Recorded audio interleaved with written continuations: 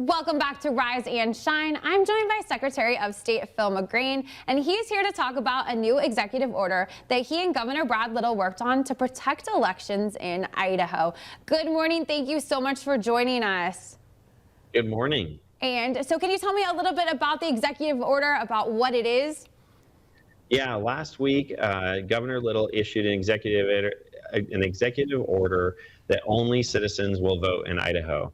There's been lots of questions regarding citizenship and as it relates to voting, particularly with all of the immigration conversations that have been happening in the country, the concerns over the southern border.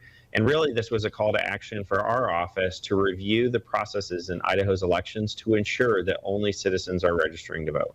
So you talked a little bit about what it does and the basis behind it. So what does it do for your office? Does it equal more work for you, or is it in collaboration with anybody? Really specifically, we have a lot of safeguards in place for our elections on a number of different fronts, making sure that they're secure as well as accurate and that everyone can participate in the process.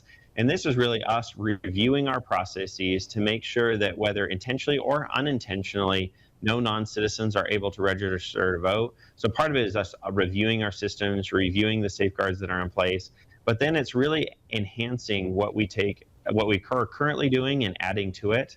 So our office works with the Idaho Transportation Department and driver's license to compare driver's license data with our voter registration records.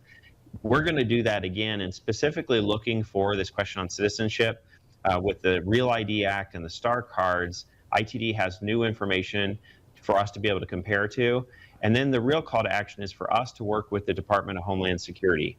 Homeland Security maintains a list of anyone who's in the United States that is a non-citizen, and it's us doing a comparison to really make sure that there are no instances where somebody has inadvertently gotten on the rolls, or if somebody is trying to intentionally get on our voter rolls. And have we had problems with it in the past? Is this something that was done preventatively or because we've had an issue? Yeah, this really is a proactive measure. There were some questions nationally. So last week I was meeting with all of the other secretaries of state.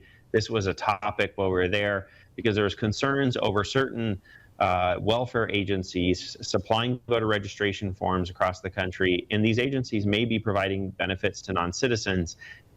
And so, I know the Ohio Secretary of State gave an example from their state where a non-citizen filled out the form and was honest, and they did it with a bunch of other paperwork, but they somehow got on the rolls even though they said they were a non-citizen. And so that's where part of making sure the safeguards are in place is important. But also it's making sure that our clerks and all those other things are there.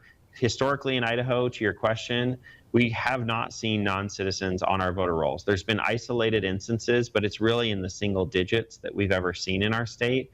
But again, we want to make sure to safeguard everything and really reassure Idaho voters that we are taking the proactive steps to make sure everything is working the way it should.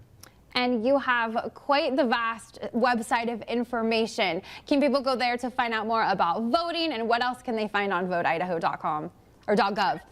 Yep, voteidaho.gov is the resource for everybody, whether you're registering to vote, and especially with the November election, I encourage people to go in and update their registration, or you want to learn about early voting, request an absentee ballot, see the election results, anything related to voting is available at our website. So visit voteidaho.gov to get all your voting information.